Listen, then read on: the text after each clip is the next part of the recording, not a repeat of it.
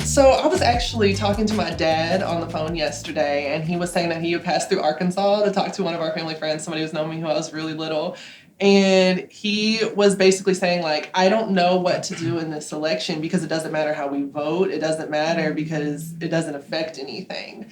And I don't know, I just feel like it's so disheartening because obviously it does matter, voting does matter. There's a lot of effects that our public servants have on our day-to-day lives. And so I just wonder if you guys have had these experiences too. Absolutely.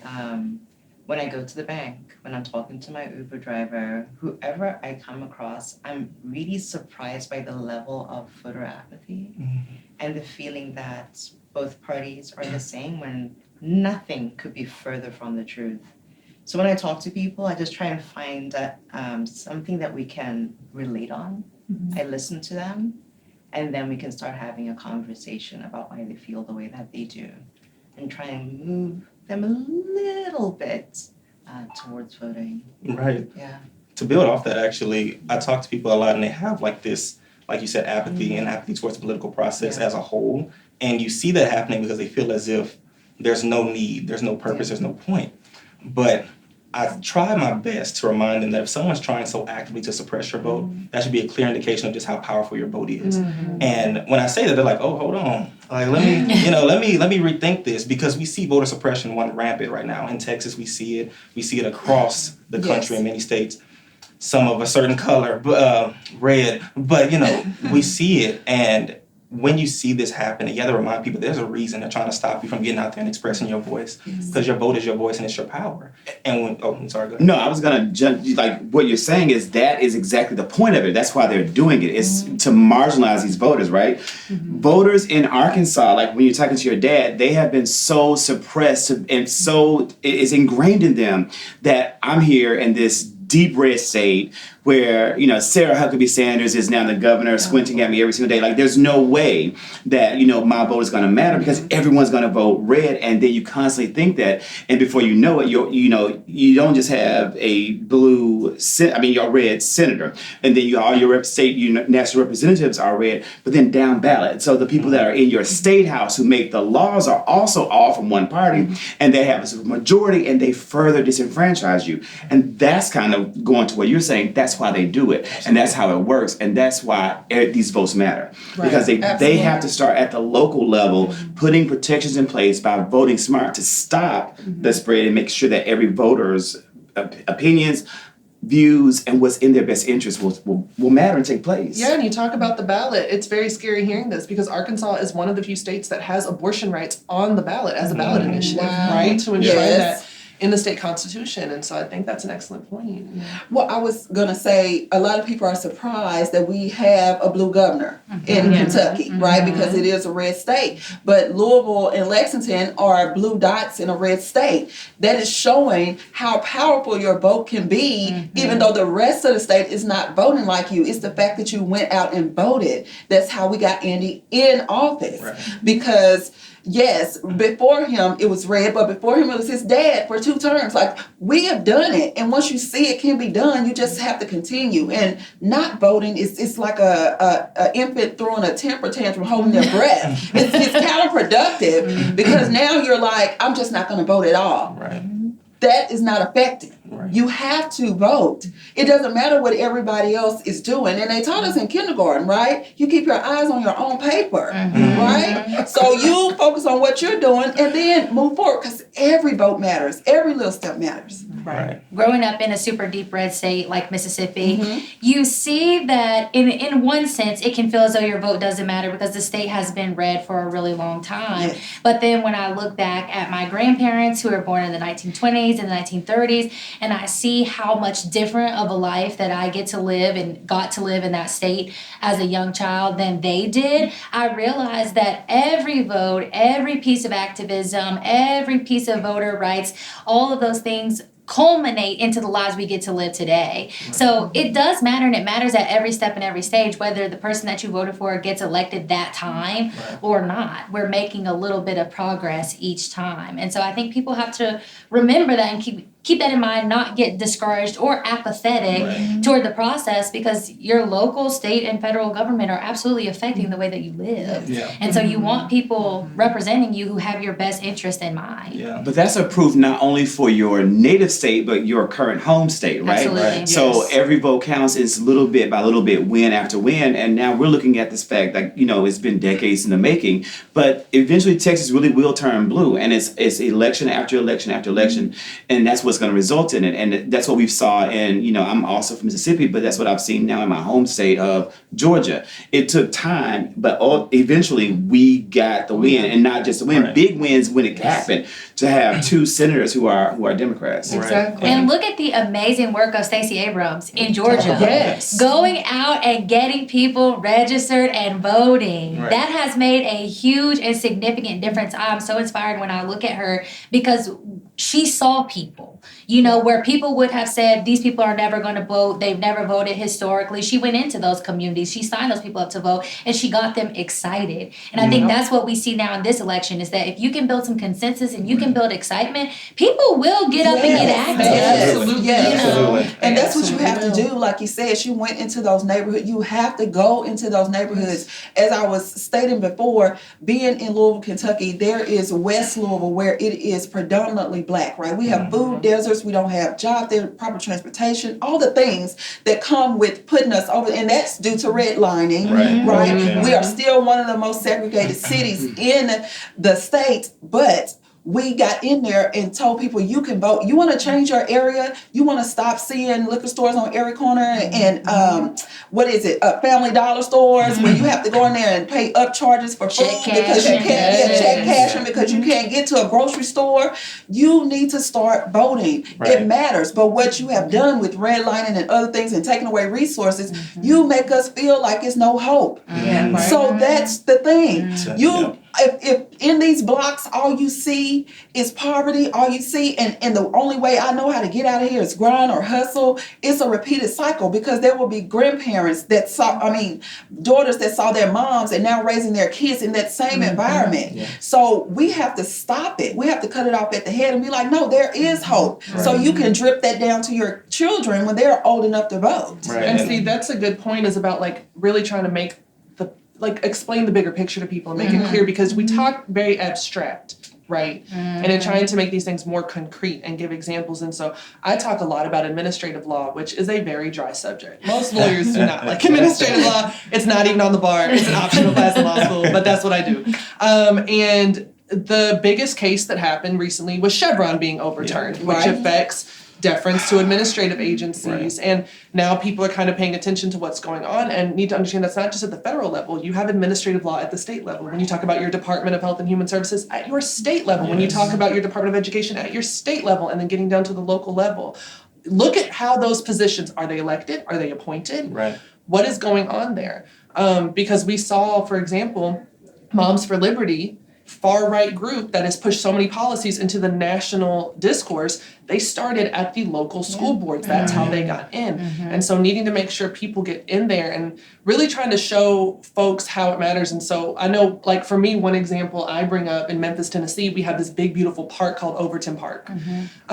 It's gorgeous. It's where the Memphis Zoo is. It's a big, beautiful green space. It's also the site of one of the just seminal administrative law cases, and a lot of people don't know that. So when I give them the example, I talk about Overton Park and how there's a Supreme Court case where they were trying to build the highway through Overton Park and get around it by not allowing judicial review, meaning, allow the citizens and the different associations protesting this to take it to court and stop the Department of Transportation from just coming in and doing this. And they got together, the community got together, they went to court and went all the way to the Supreme Court, and the Supreme Court ruled against the Department of Transportation, and now Overton Park exists. And so I try to find things like that so that I can give people that visual of picture Overton Park, think about it. It's beautiful big green space. Now picture if a highway had gone through that and we lost that, we lost our zoo, we lost everything that was there. And so that's the hardest part, is really trying to take all of these cases, all of this law that's written in this just jargon to gatekeep, to keep people away from the knowledge, and give you a visual, something that you can think about, see, feel, and understand how Absolutely. it affects you. And I don't know if any of y'all have had Yeah, I wanted to add to something that y'all were saying earlier, and something we talked about earlier about hope and compassion. Because I don't judge people when they're apathetic to the political process. I don't judge people because I understand. We've been there. We've had those moments of feeling deterred by the problems we saw around us. And I was like, one goal that I tried to do, especially during COVID, I tried to go from being deterred by what I saw around me to determined to fix it. And I said, it's so interesting to me because a lot of people think that one way to protest such a corrupt system where this duopoly that they don't agree with in society, like one way to protest that, they try to say, I'm withholding my vote. And something I try to emphasize that withholding your vote is not an act of resistance, it's an act of surrender. Because if you withhold your vote, you're withholding your voice. That means the only thing you're guaranteeing is one less vote in support of your ideas. So when you withhold your vote, you are withholding all power that you have to actually push the needle forward, push for some change. And to your point about Chevron, I was going to mention that the fact that people don't understand, and for a long time I talked to people who didn't know how powerful the judiciary was and is, and how powerful the Supreme Court is.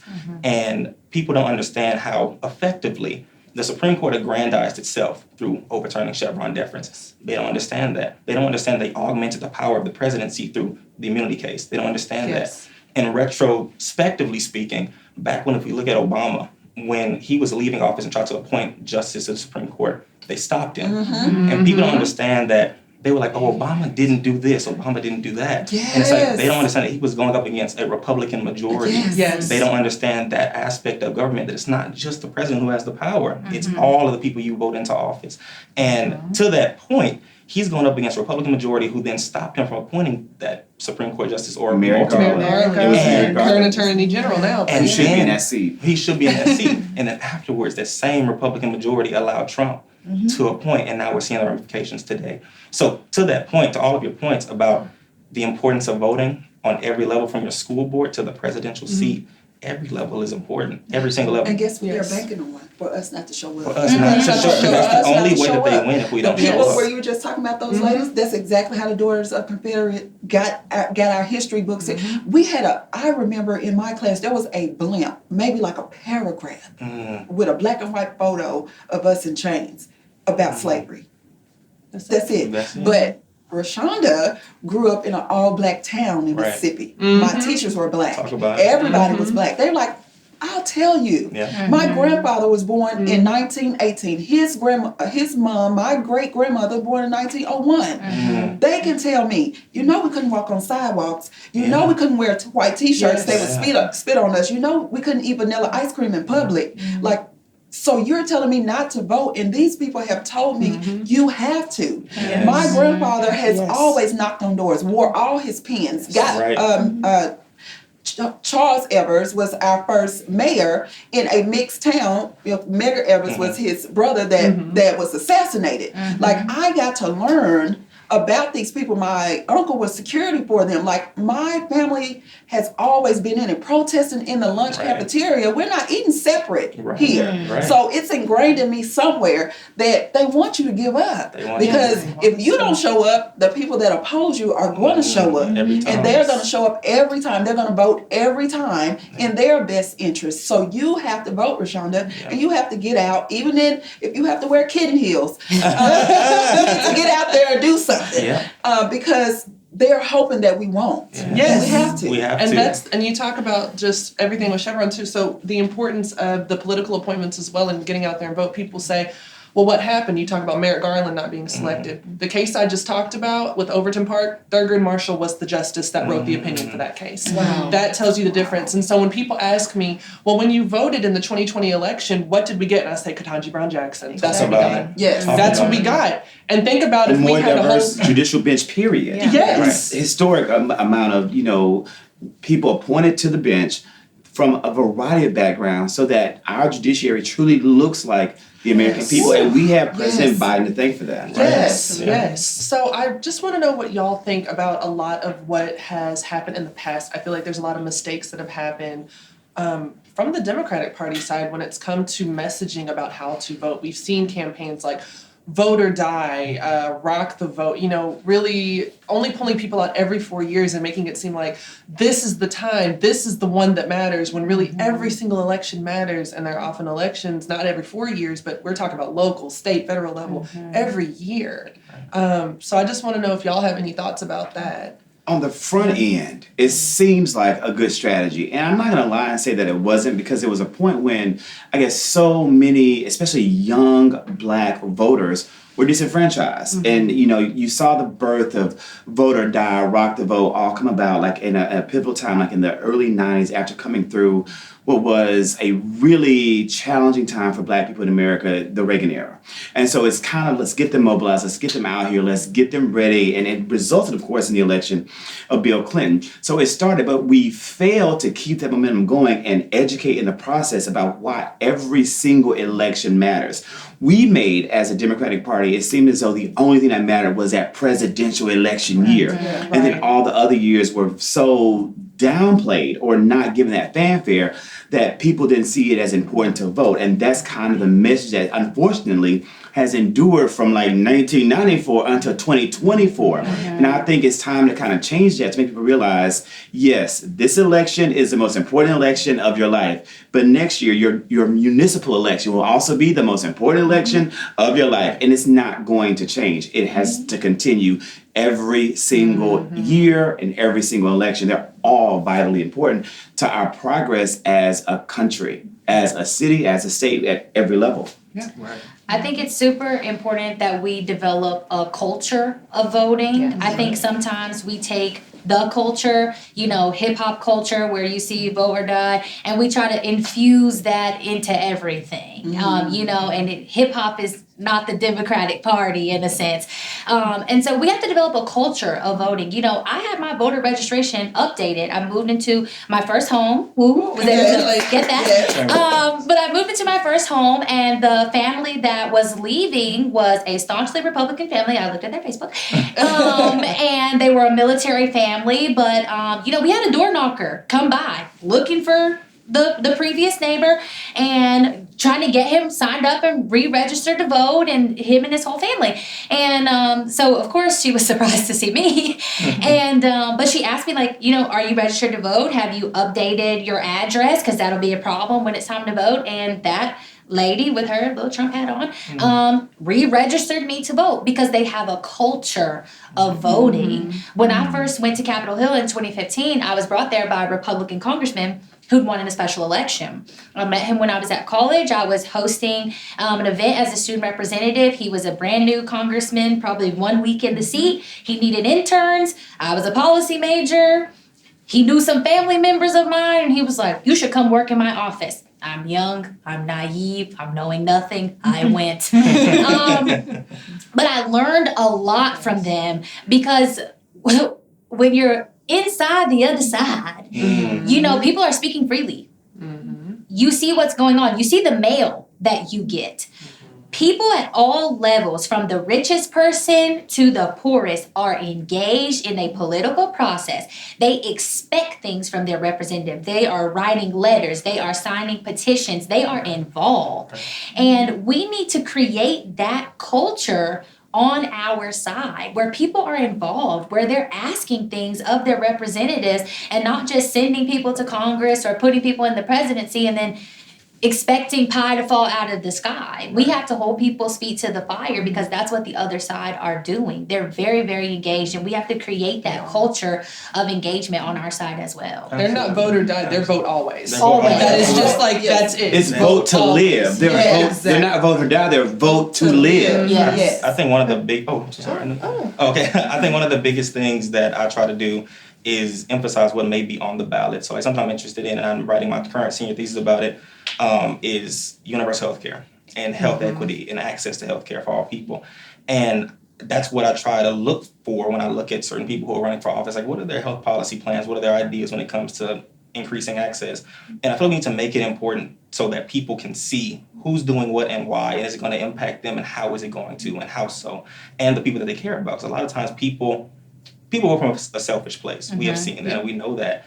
And sometimes it's trying to make them say, okay, look beyond self, see the forest through the trees, and see like how this impacts the world around you is a difficult task to do, but that comes from compassion, from listening, and from communicating with people. And I can listen to you and understand you if I don't agree with you, but I can still try to understand you. Yes. And I think that something we need to emphasize is voting, making sure that we're voting in a way that is showcasing what we care about and showcasing the things that we know to be on the ballot that can actually improve and impact people's lives in a positive way. So I feel like that's where the disconnect is for us. We have the stuff, we have the ideas, we have, you said you were doing public health, but we have the things there, right? And you mentioned education earlier and how they're trying to rewrite education, revisionist history. That's on the ballot every time you vote. Yes. That's on the Every ballot. year. And people get upset about it because they're like, oh my goodness, can you believe they're banning books? Yes, I can believe, because you put someone in office who wants to ban Come books. on and talk about So it. you have to look at that. You have to recognize that and see what's on the ballot. I'm so disheartened when I see in Texas right now in HISD,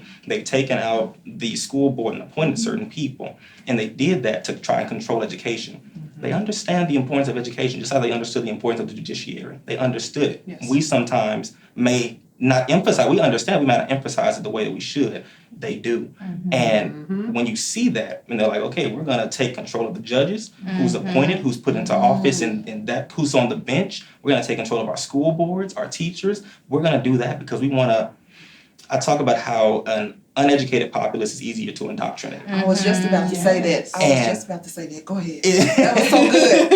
You're so good. Go ahead. And it's because we see what they're doing and we know why they're doing it. And if they keep you uneducated, they keep you indoctrinated. We know that. So they're trying to attack education at every point. They're trying to attack health because Big Pharma and the big pharmaceutical companies want to continue making their money. That is on the ballot. If you told people that, they'd be like, I don't want to vote for that. I want to vote against that to stop that. Right. But some people don't even know that's on the ballot every 2 years. They don't know that's on the ballot.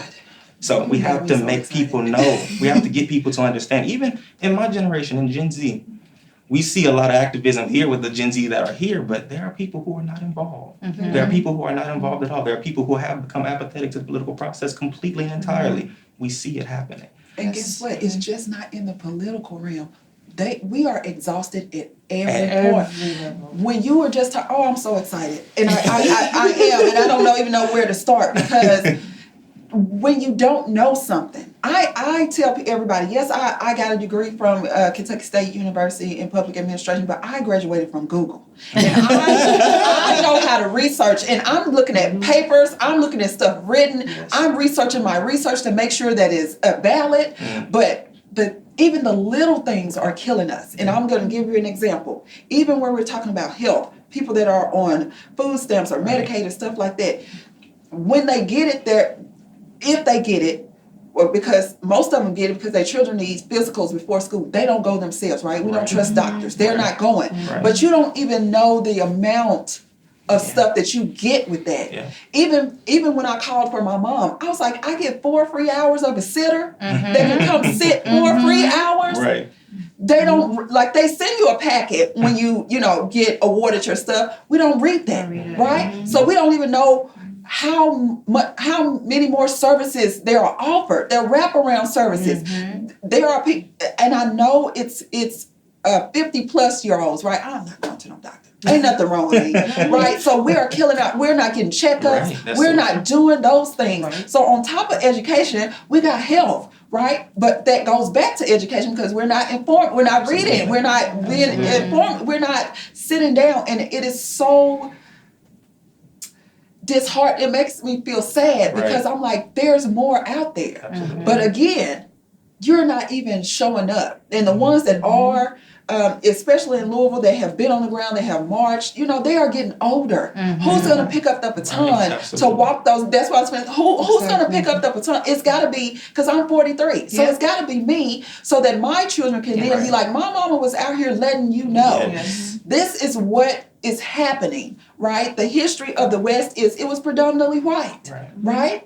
Then we moved in, so they moved out. Then we moved in, they took away services, right? The bus don't even go all the way down there. Like, it's blocks, right? People want jobs. The jobs went out when they went out. So now I don't have a car, right? I got to catch the bus, right? But the bus don't come right. So I'm back. It's a cycle. It's a cycle. Absolutely. And it is something that goes back to education. Where is the I am a bill, just a bill? Where is, where does that go back to let us know this is the process? So we're not blaming potholes on the president. So that we know that there are elections every year, things we need to vote on, people in our school board to be held accountable for things that books are being taken away. All of that goes back to education, and it makes me feel sad because if you don't want us to know something, Yes. Put it in a book. Put it in the book. And if you don't use those services you talked about, what happened? Budgets change. Yep. Exactly. The budgets change because then they justify it by saying, Nobody's using it, so we're going to lower the funds when really people are educated about these.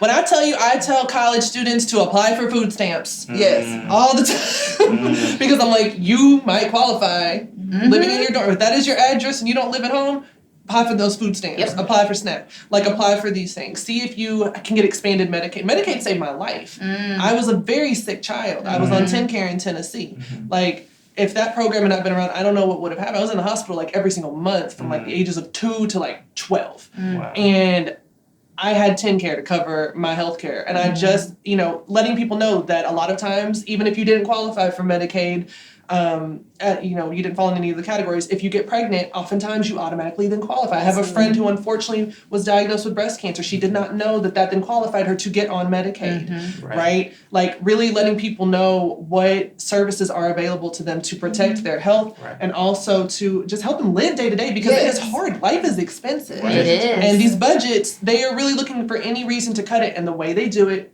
is by not letting people know and be educated that you have these options. Because the book is this thick. The regulations are long. Yes. And just what you were saying, when you said, who's going to pick up the baton?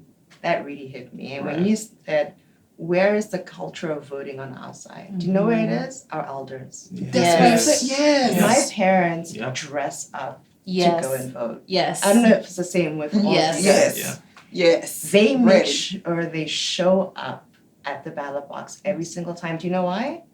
Because they're the ones who fought for those rights. Absolutely. Yes. And so they true. understand that the other side is trying to roll back the clock. Yeah. Yes. Because they hate that we have the rights. They hate it. Yes. They hate it. So they're telling our generation, we're comfortable, we have the rights our parents and our grandparents fought for, and they want to make us apathetic. Yes. And feel like the rights are always going to be there. Yes. And it just little anecdote. If you go to the National Museum of African American History and Culture, the Smithsonian, they have it built where it's like you start in the bottom as recommended. It's built like you start in the bowels of the slave ship if you've not been. And as you rise up, you see the rise of African Americans in the U.S. We are at the first level. We walk up the ramp past slavery and see end of segregation. And my auntie was with me and said, I was 13. Yes. Wow. We have not even made it to the second level. Right. Yeah. Talk about it.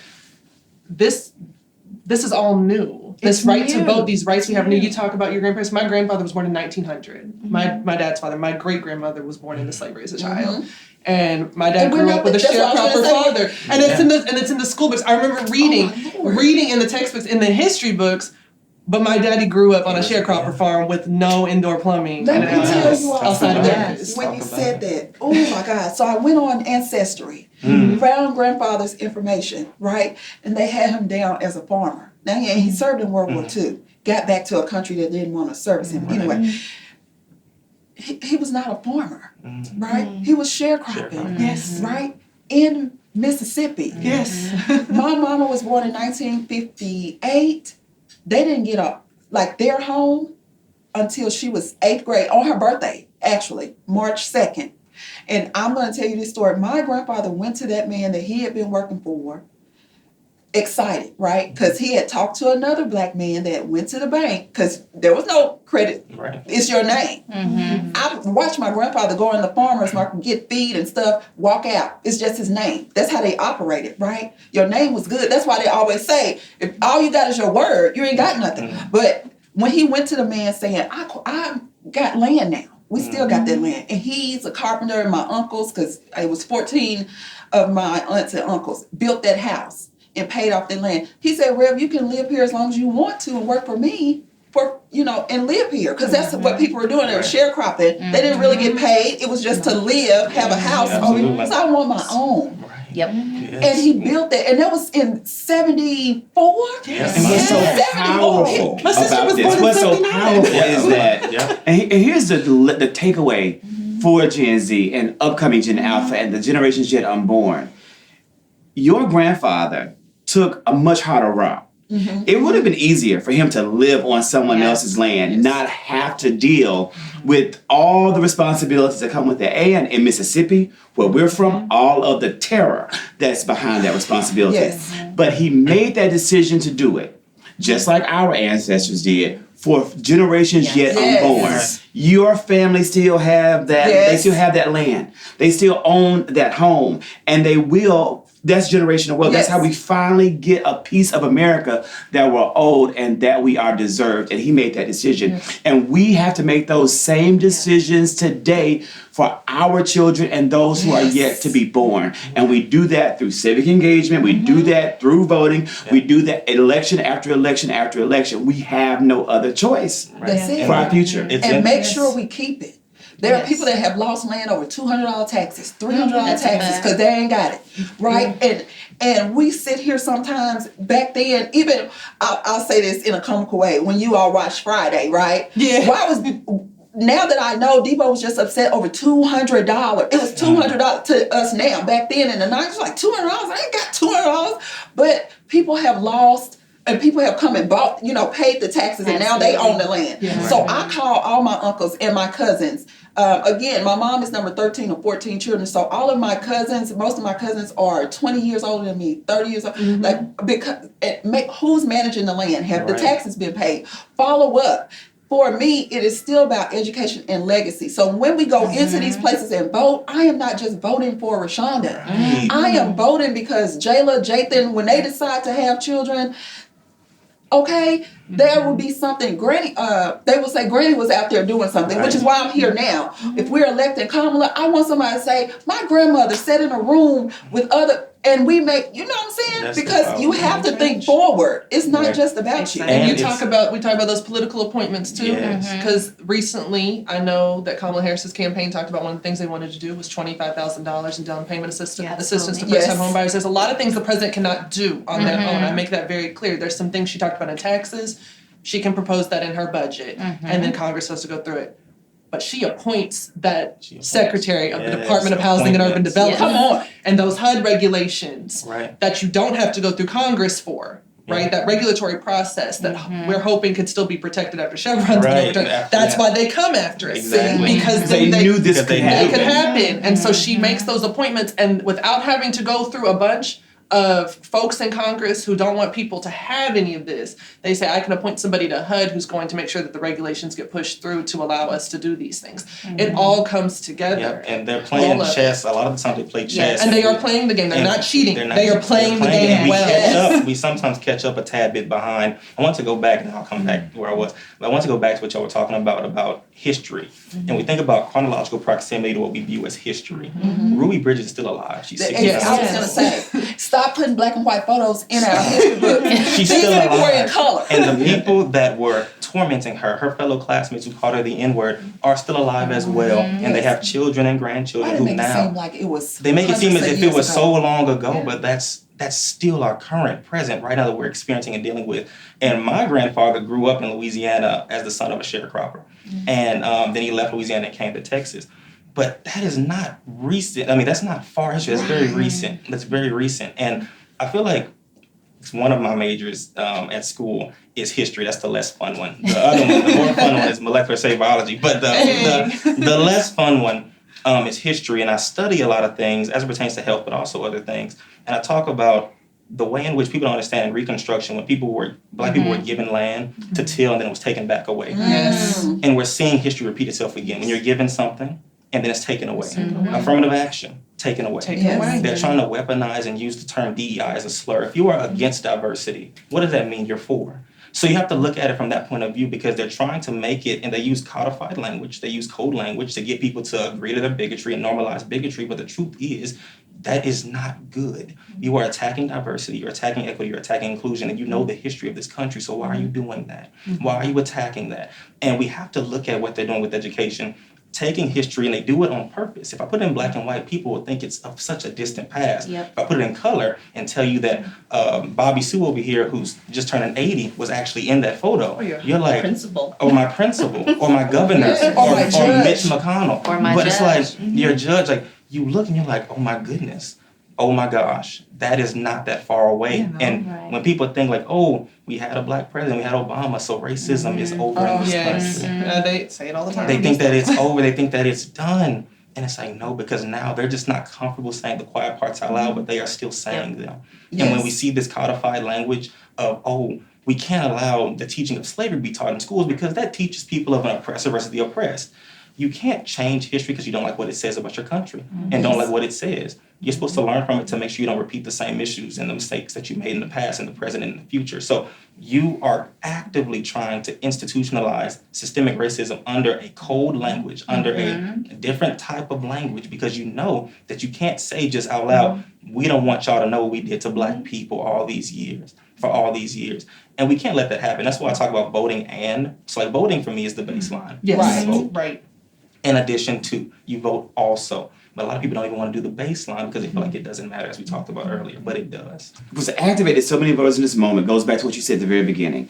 And it's the loss of rights, and they're taking the rights away. And we see now, what really got people so fired up was when what's her name, at the BET Awards? Taraji P. Henson. Stood up there and told people to Google Project 2025. And that we realized they're attacking not just our black rights, they're attacking every single American's civil and human rights. And people started to notice that. But here's the catch.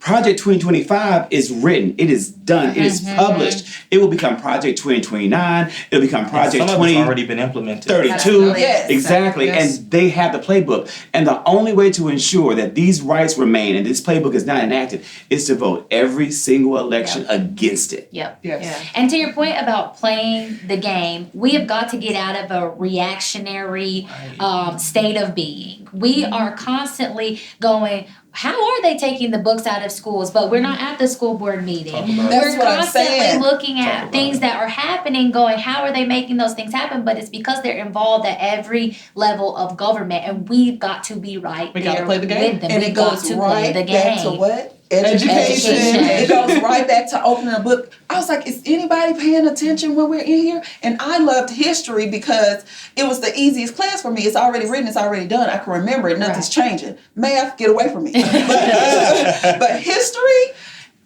it's already done. All I have to recall is what, and now that I realize all the things you all having us remember, I needed to remember that because now I have to make a change. I have to make a difference. You know what to look for. I know what to look for. And one of the poets I love, Sonny Patterson, said, what's surprising when you know the nature of the beast, especially when you've seen the same face for centuries. It's the same thing in different forms. It's just getting younger faces, right? But here's the thing, because that's such, you got 3 Mississippians here, and we had the first black senator And a Reconstruction, Tennessean who lives down the street from Rebels, us. and this man literally went from having, being the first black senator. We had a record number of people elected. The system works across the board. And then to see that go within 25 years, we lost it all because of legislation. Yes. And we lost it because we had the rights, but we not only lost it through legislation, we lost it through terror. Again, you talk about people from Natchez, you're part of the state that you're originally from. And the one of the first mass race massacres in the country. All of that was done to stop black people from voting, and then it worked. And when we talk about the history of Mississippi, we talk about why Mississippi has the largest black population per capita in the United States, but why they have such low voter turnout. We have people living right here today that had ancestors killed because of voting. Yes. That terror, that fear it still exists. And we're trying to undo this generational trauma that's still there. And it's going to take some time, but it also takes a lot of education. Yes, it does. And I thought about this going to Walmart. Walmart is less than a mile from my house, right? Never think about it. You go to Walmart, come back home. To think about the fact that many of our ancestors would go to their friend's house or go to the store and never made it back home because they looked at somebody wrong. Or they thought they ate vanilla ice cream in public. Let me not even start. But that's because they freed us. They didn't set us free. There was nothing in place. They was like, oh, you're free. Nothing set up. We had to set everything up. They saw us prospering, burn it all down. So do you want us to have something or you don't? We have HBCUs because you didn't want us where and then we get HBCUs. Now it's reverse racism. We have You're not our- going to fund them. Right. And then even when it's funded at the federal level, when you get the right people in place, at the local level, you take that money, you hold that money, you won't release that money in its purposes. Yeah. So every time we go forward, it's back. But it's again, we've always persevered. You're trying to tire us out. So we have to tell them that's we're it. not going We're not anywhere. going We're anywhere. just raising up another generation that says we're not going anywhere. Exactly. And we have to educate because, again, they're going to put people in place at every level.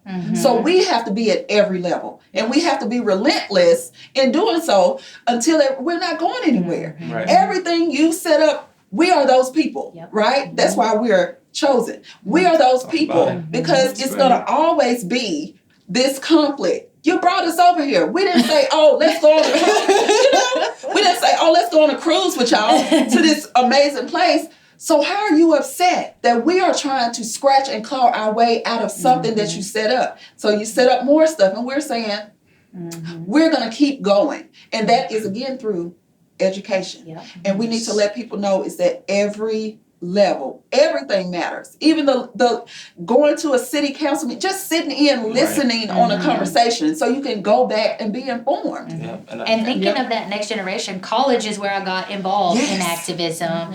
They did a campaign at our school to. Where did you go? I went to Ole Miss. I went to The University of Mississippi, but when I was going there, our state flag still had the Confederate stars and bars. So our state flag looked a lot like Also a your Confederate mascot. flag. Also, our mascot was On the a red. rebel soldier in the Yes. Confederate Army.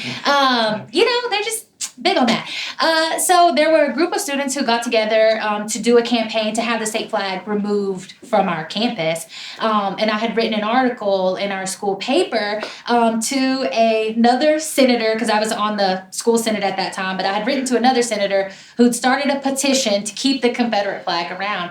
And I wrote to him from an empathetic place to say, my sister is coming to this school in a few years, and I'd like for her to see a campus that represents her. There's already a giant statue of a Confederate soldier in our courtyard. We have to look at him every single day as though he won this war.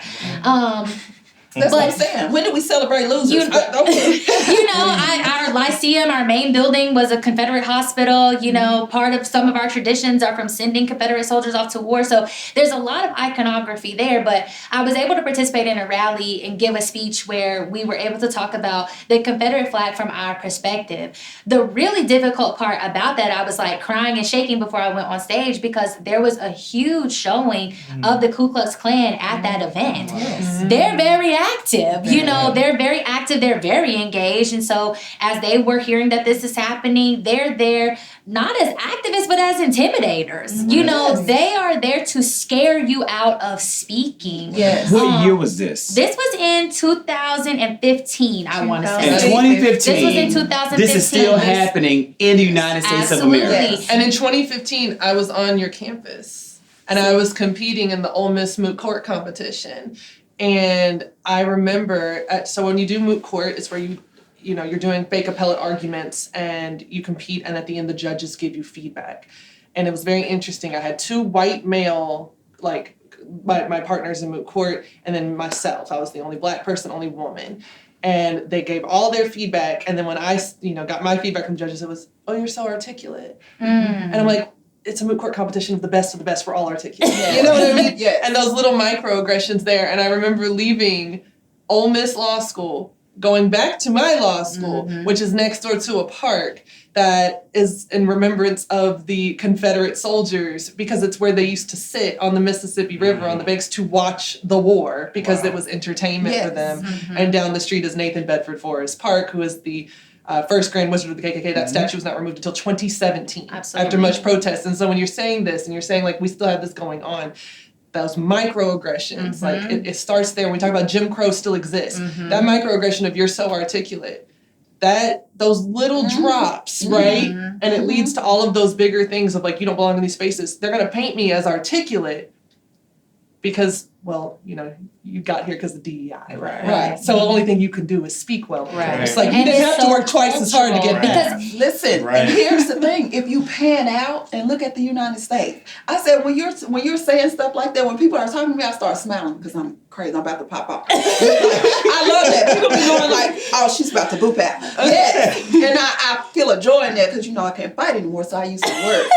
We're grown now. We're very demure. Very demure. So when you pan out and look at the poor states, Yes. where are they? What were they? They're in the South. Right. Those are your Right? Confederate The poor- states. Right. And I'm like, here's the thing that you all are missing for some reason. The last time I checked, treason was punishable by death.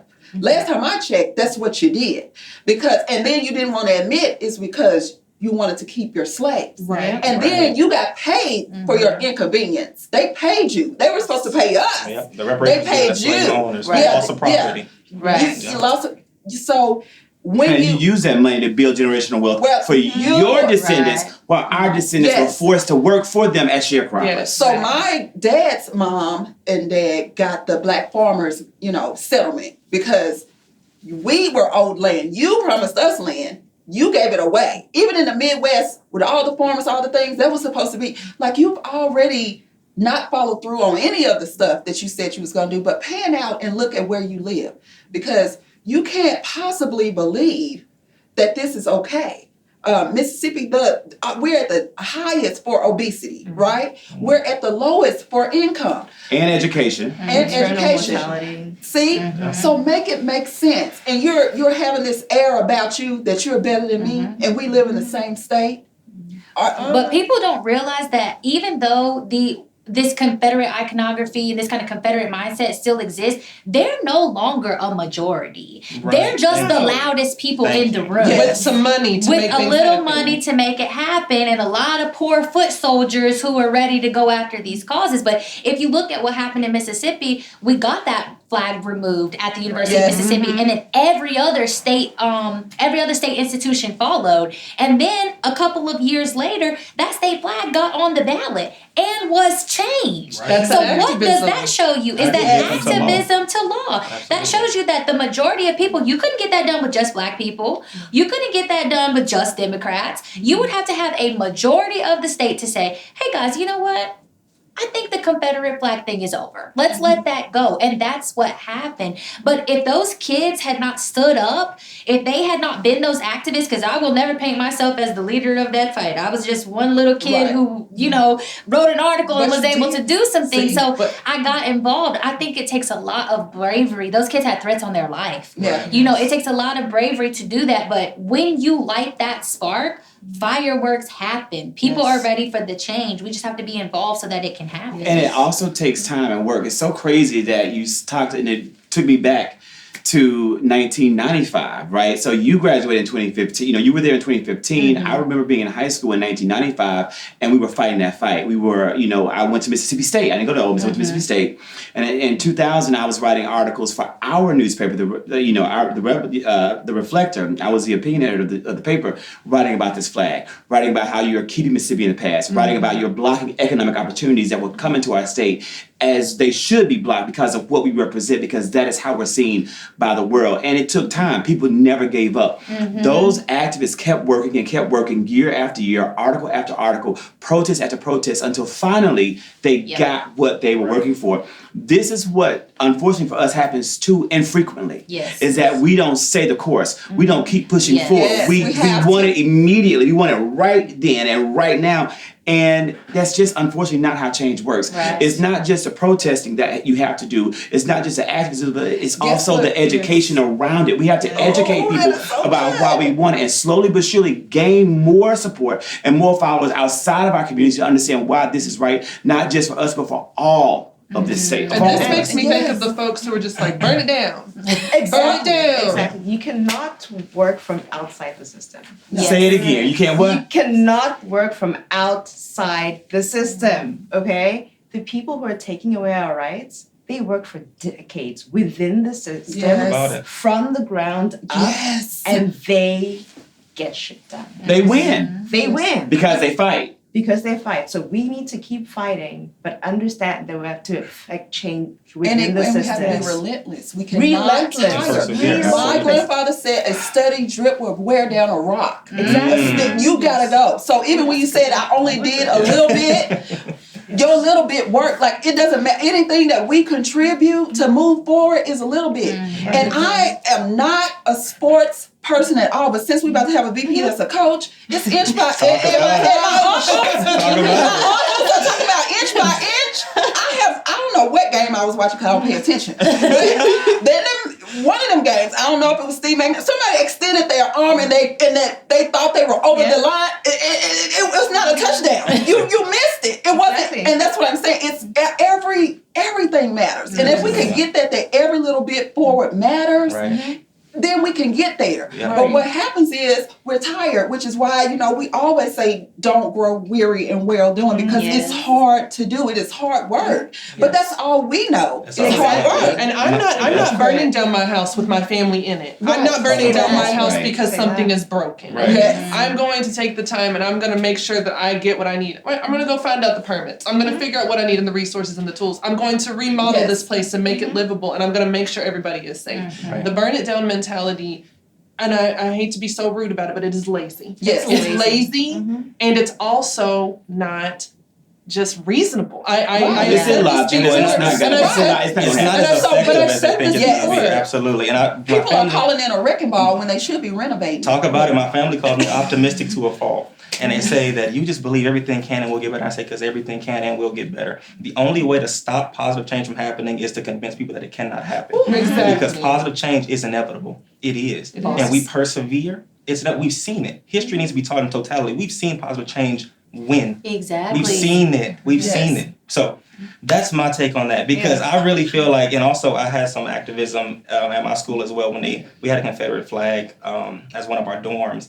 And activism got it changed. Right now we're trying to dename one of the other houses that were named after slave owners. Activism is getting it changed. So it's important. And activism is important when it comes to making laws, changing laws, reforming the system, reshaping the system to actually benefit us. Because the system, if we work it for ourselves, can't work for us. So. Yeah, absolutely. And if we want to rebuild the system, baby, there are ways to rebuild the system. But the burning it down makes me very frustrated, because I'm like, who do you think is going to rise up and rebuild? Because it's not going to be you. It's going to be the people who have been closing ranks and who have all these people that have known how to work the system and with the money and the resources that we don't have. They're going to rebuild it, and it's not going to go the way you want. And I'm from a city that they did the burn it down. I'm from Memphis, Tennessee. I know what happened in 1968 on my birthday, April 4th, when Martin Luther King Jr. was assassinated in my city. And nobody, and I've said this again, they did not come back for us. And I keep hearing from people who are like, burn it down. Violence is liberation. Memphis is one of the most violent cities in the country. We do not feel liberated. We do not feel liberated there, because what happened with a lot of black cities at the heart of the civil rights movement, when we saw a lot of people come in and bring that violence, to think, well, I'm just going to come in. Look at where we are.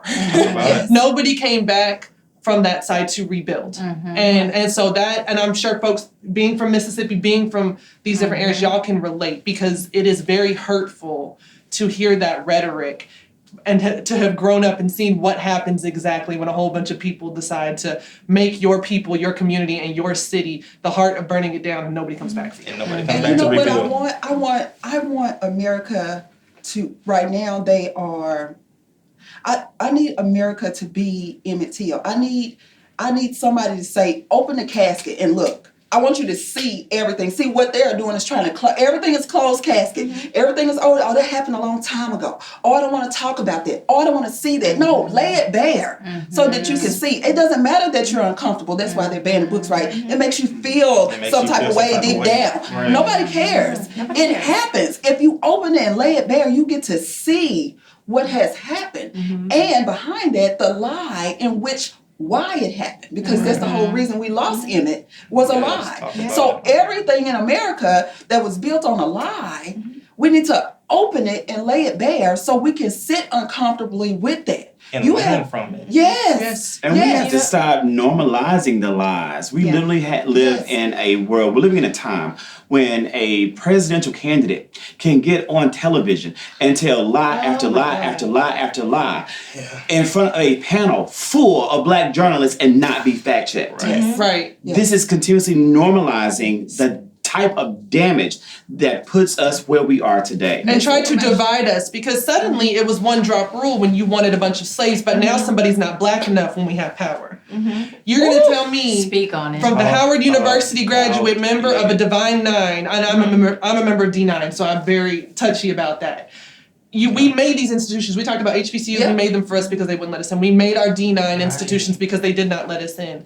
And now you're going to tell me that somebody is not black enough in front of a room of black journalists because you want to do the opposite. Say it. She was good enough. She was black enough when she could have been a slave, but she's not black enough now. When you talk about trying to divide us, the way that I've seen them try to divide minority groups, minorities, when they unite, wield the majority of power in this country. So they're trying to divide minority groups. So it's affirmative action. Affirmative action tries to make Asian Americans think you're over here with white, you're white adjacent, and the black and Hispanic students are taking your spots. Not the legacies who get accepted, not the people who are unqualified actually, but the 6%. And the Asian American students did not fall for it because over 70% of them supported race-based affirmative action, and a white man decided to go out and find the perfect candidate to bring that lawsuit and once again divide the global majority. And they didn't even realize, like, you can't do that. When you saw black jobs, immigrants are taking black jobs, trying to divide yet again other marginalized minority groups.